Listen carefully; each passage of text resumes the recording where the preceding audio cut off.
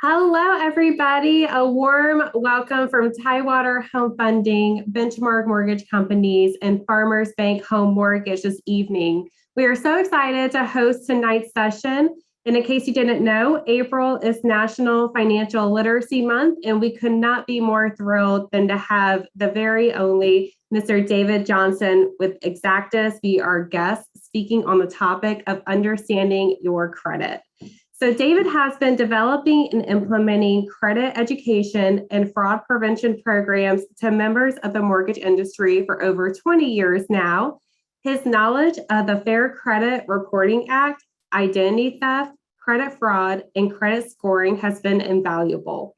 He currently works with Xactus, which is a national credit reporting agency, and he is here with us this evening. But before we hand David to the virtual stage, Mr. Richard Stoneking, our IT manager, will help to provide a few Zoom housekeeping items. Thank you, Allie. Good evening, everybody, and thank you for spending your time with us. As Allie said, my name is Richard Stoneking, and I am the IT manager here over at Tidewater Home Funding. And I'm here to go over the format that the meeting will follow tonight. We will be recording this session tonight, and it'll actually be distributed to you in the coming days if you wanted to review it. Everyone will be muted throughout this meeting, but we will be taking questions for our presenter. You can actually accomplish this by typing your question into the chat feature on the Zoom program by selecting the chat button that's actually on the bottom of your screen right now. We will take your question, and a moderator will announce it to the presenter, or the presenter will read it himself. If you are having any technical difficulties with this Zoom call, such as audio or connection issue, you can actually click on my name. I'm sending a message right now in chat. You can click on my name and it will directly message me and we can work on your issue. Again, I'd like to thank everybody for your time. And without further ado, I'd like to pass you over to our speaker, David Johnson. Oh, thank you, Richard. Well, it's great to be here tonight to talk about credit. And what we're going to do is basically, hopefully, give you some information that you don't know right now about credit, and also let you know about some exciting things that are coming, particularly July 1st, as far as medical collections go and national repositories and borrowers. So really going to be good information to know. But I'm going to kind of start with the very basics, and we're going to kind of go back to what credit is and where it comes from. So if you could go to the next slide, please. So we're going to basically touch on, like I mentioned, scoring. You know, where does it come from? How is your credit report graded? And what is the criteria that goes into all that? And then I'm also going to go into the scoring models. Everybody has this 3-digit score that everybody's concerned about, and all the lenders make decisions on that. But the main question is, who's using these different scores and what versions are there? And there's many different versions. We're going to kind of go over that so you know what to look for when you are trying to apply for a particular loan. So next slide, please. So all the data is housed at 3 national repositories. There's Equifax, Experian, and TransUnion. And the contact information for each of them is up on the screen. And that's where you'll go to do certain things. If you want to freeze your credit, you'll need to go there. If you want to unfreeze your credit, you go there. If you have a problem with your name, maybe you changed your name, or maybe something's not right about your file, you always can go directly to the bureaus. The important thing to know is there are 3 of them. So whatever you're doing, you got to make sure you do it at all 3 of them. Just going to one's not going to do it. You go to the next slide, please. So they are competitors. They don't share information. Not all creditors are going to report to all 3 bureaus. And what happens is some creditors decide, you know what, we just want to report to maybe TransUnion. Maybe a small credit union just reports to TransUnion.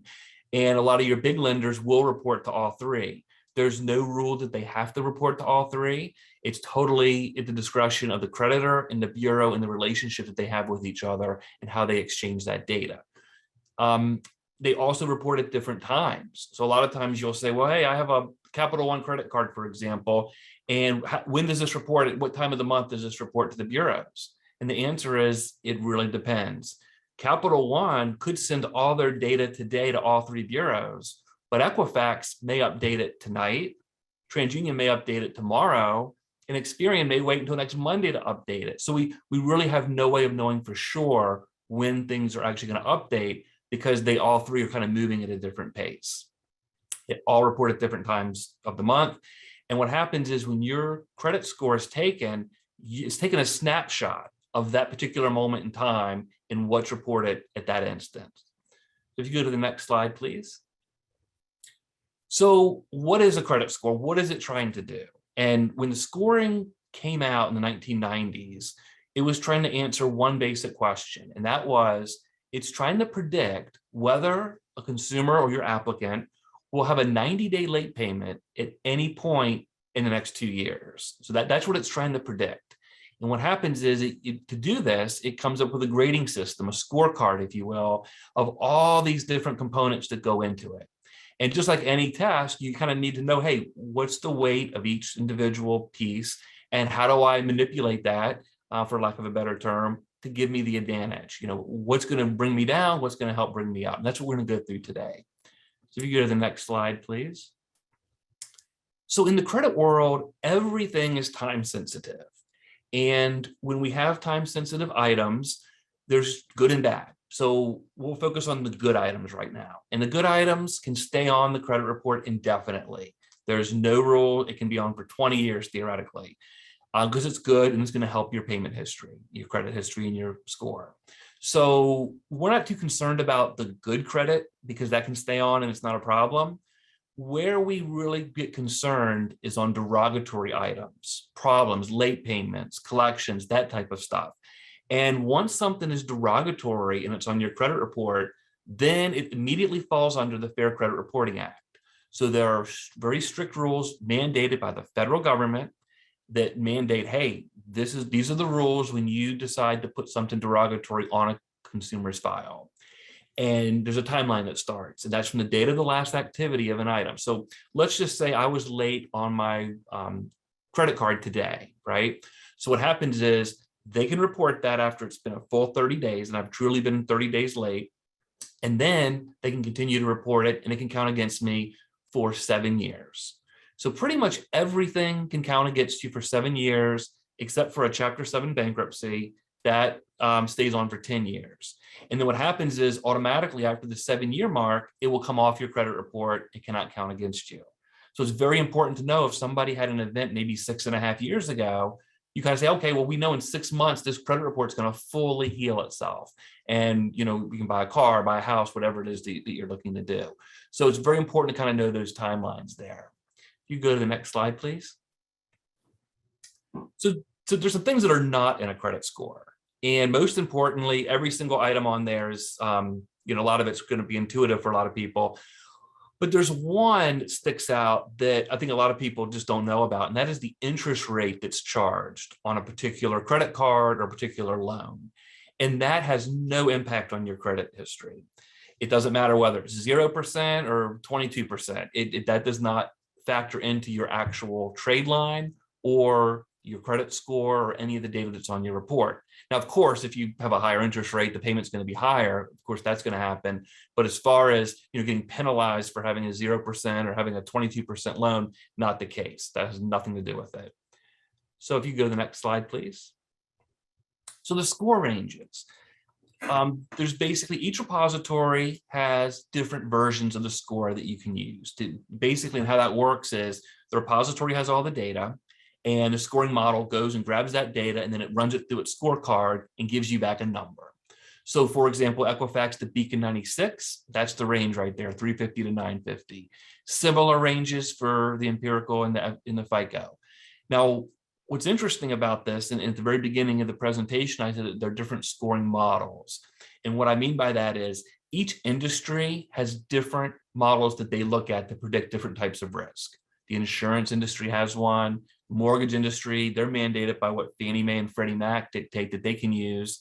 Consumer scores, if you go on to like a lot of these free sites like Credit Karma, they have a different model that they use. So what happens is all these models are kind of grading your information differently. So you will have different scores depending on which entity is pulling your credit report. Now, in the mortgage industry, that is the strictest, meaning the most likely to be the lower of all the scores, because that's just the way Fannie Mae and Freddie Mac operate. They've selected the models that they'll accept, and that's it. So typically, if you go online and find you have a 800 credit score, well, your lender goes and pulls it. It may be 780 or 790. That's the reason why. It's because they're using different models than you're using. And again, the lender doesn't have any choice. They have to use what Fannie Mae uses. So you go to the next slide, please. So this talks about, a lot of times you'll see different risk-based pricing, and you may go into a loan for a house, or you may go into a car dealership, and you'll see different tiers for different scores. Like you may have over 700, over 800, whatever.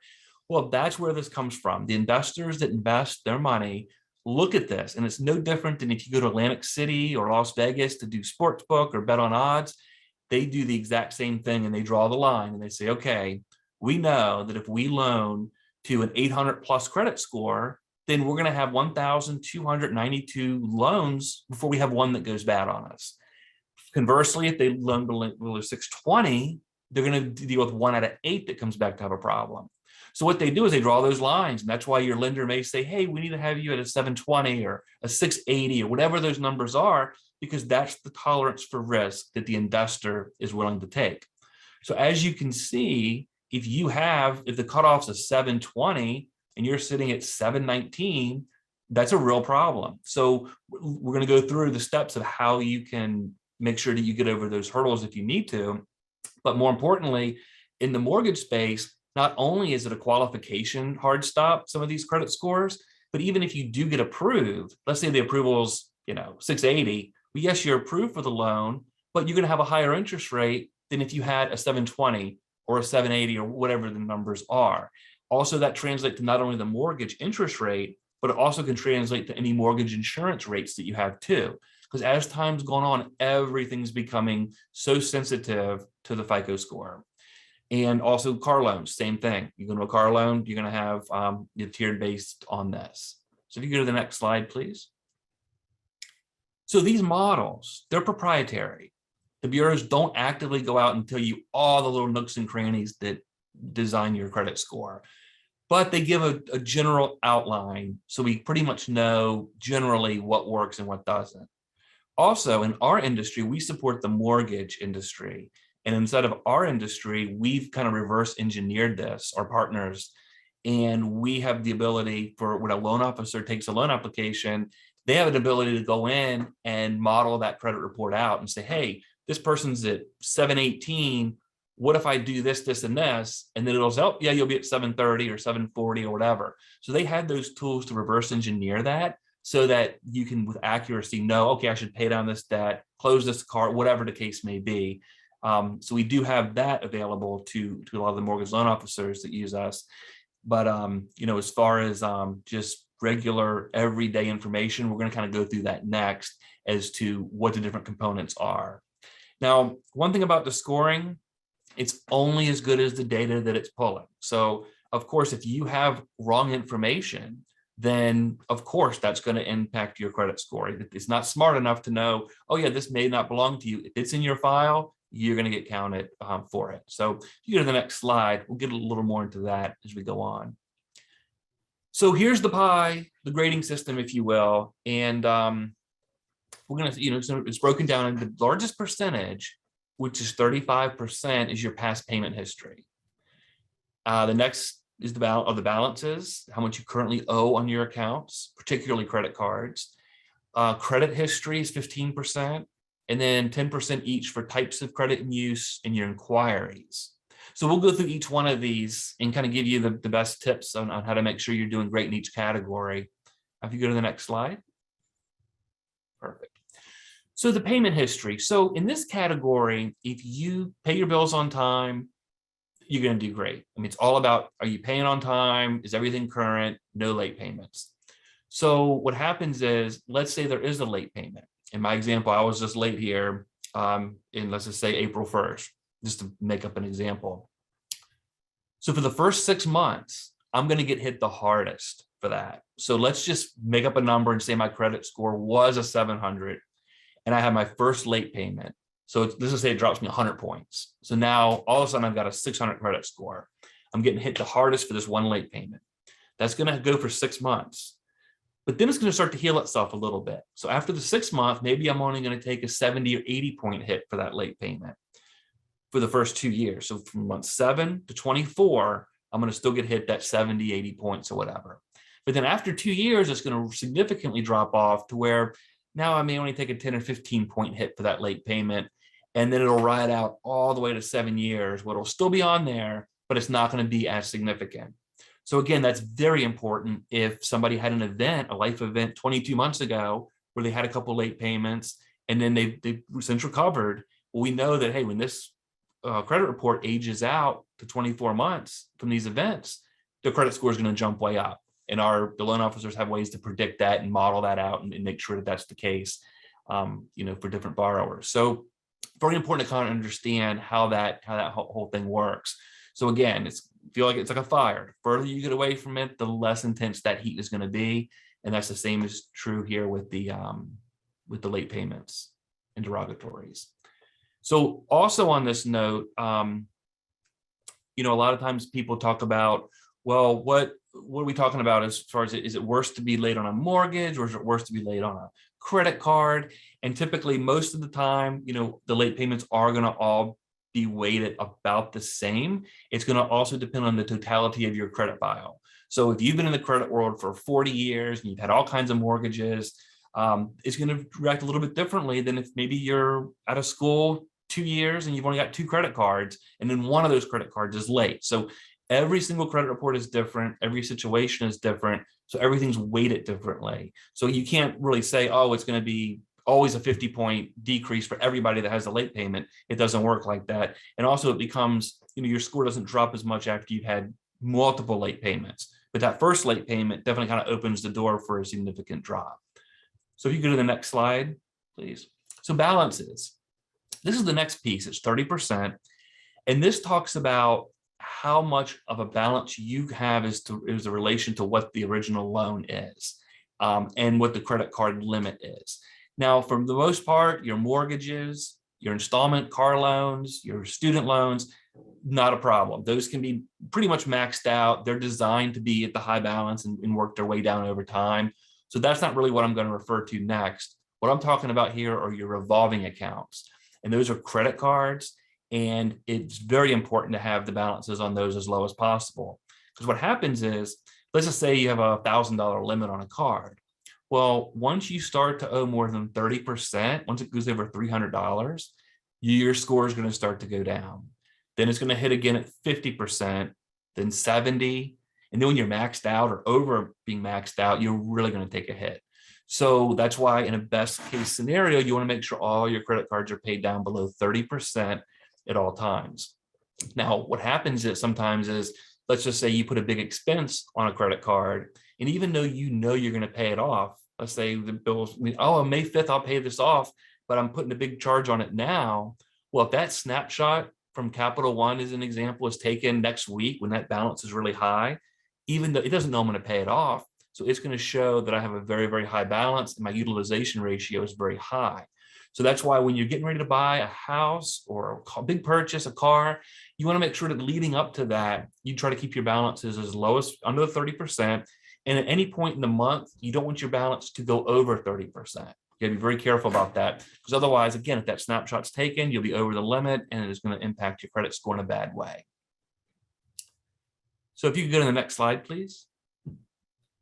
So our next piece here is our credit history. And this talks about how long you've had your account. Now, in the credit world, every single trade line has a little counter on the side of it. And it's talking about months revolving or months reviewed, depending on the different terminology. But basically what that means is when you get a brand new account, it's going to start at 1 month. And then as you keep every single month you use it and keep it, it's going to keep going up. And then eventually at 99 months, it's going to stop counting. And that's a completely seasoned account.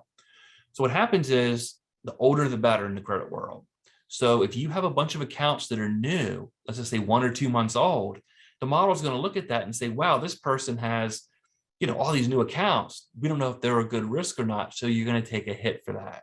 So you want to be very careful about having all new accounts on your credit report and closing old accounts that are sitting there that are showing a long established history.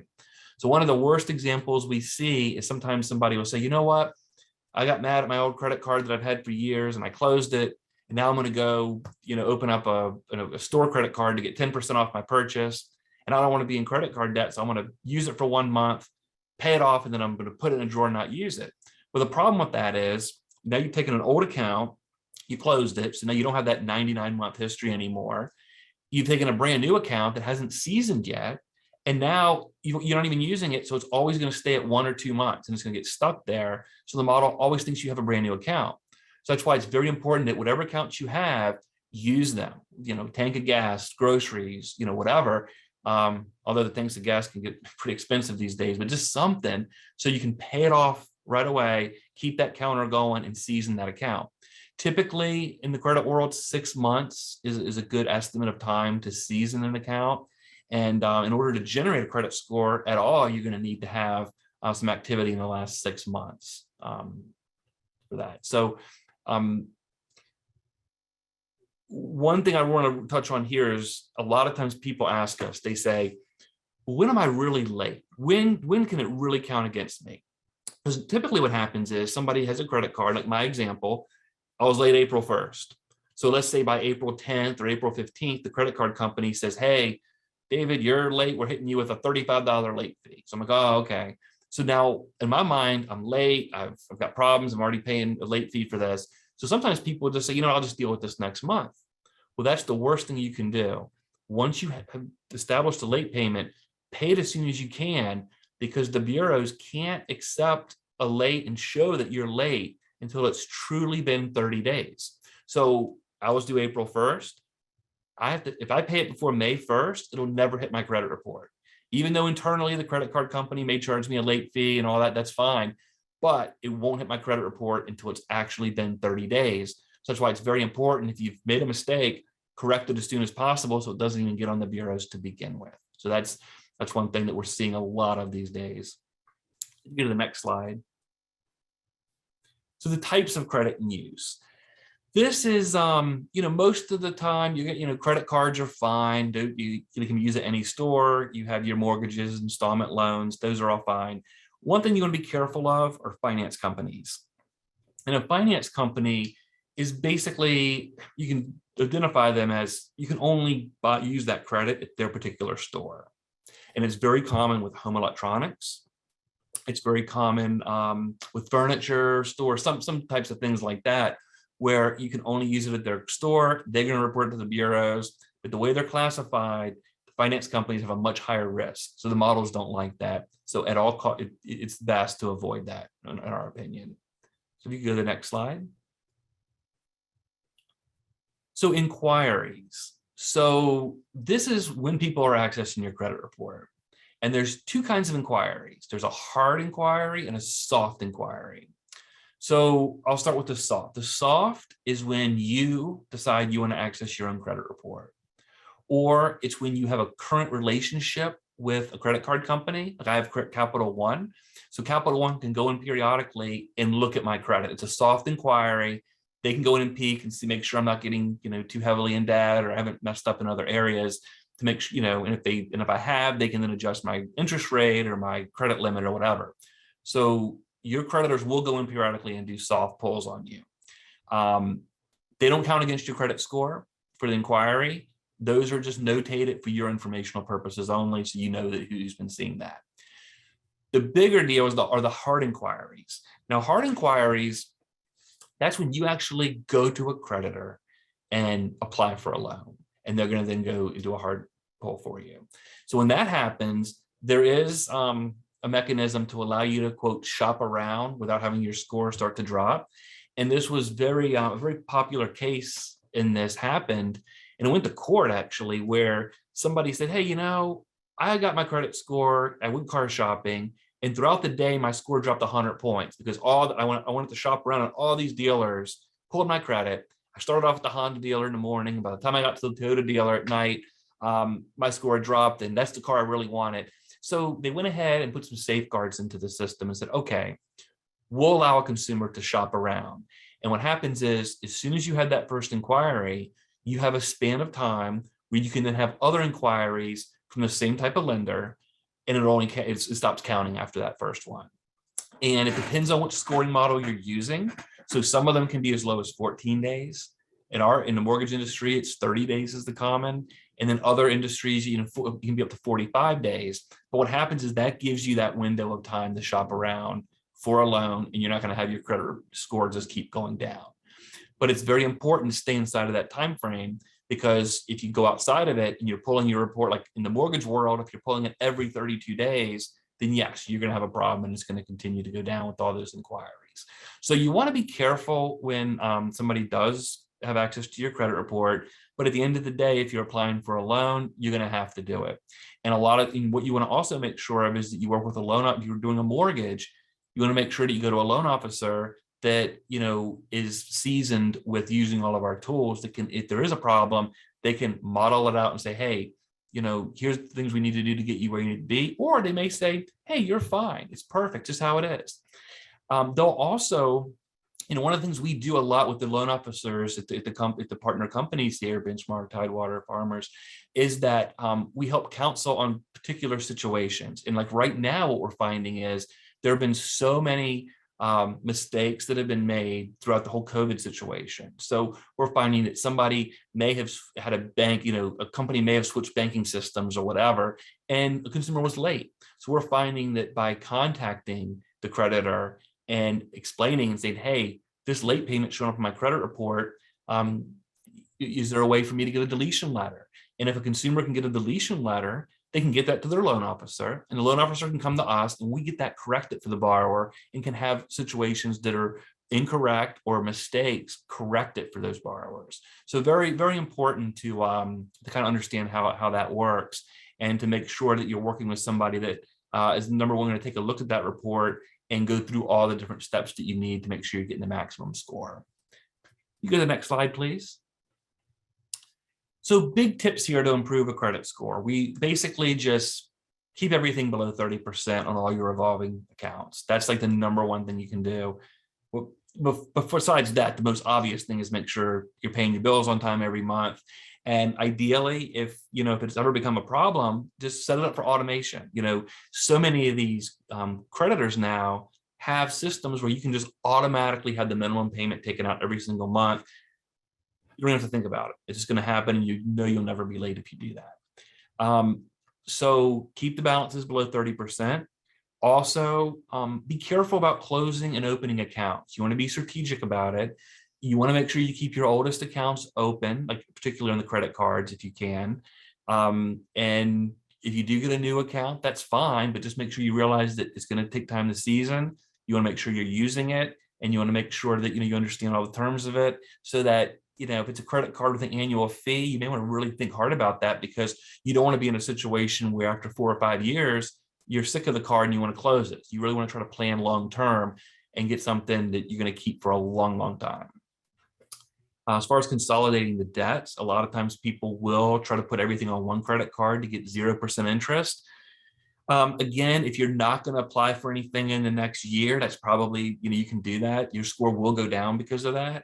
But if you're going to be buying anything in the short term, don't do that, because you're going to pack all that debt on the one credit card. You're going to have a lower score because of that. And it also, just of note, not only it looks at each individual credit card, but it also adds them all up and does a total utilization ratio too. It's not as significant as the individual one on each one, but you also got to be strategic about making sure that they're all paid down under 30% and not trying to just spread it out too thin. So if you go to the next slide, please. So some tips. What you want to make sure to do is review your accounts for accuracy. If you're getting ready to enter the mortgage process, then they're going to do that for you. They're going to do a complete look at that credit report and help you out. If you've already bought a house and you're just not going to do anything in the next year, then there's a great way that you as a consumer can go and get your credit report, and that is from annualcreditreport.com.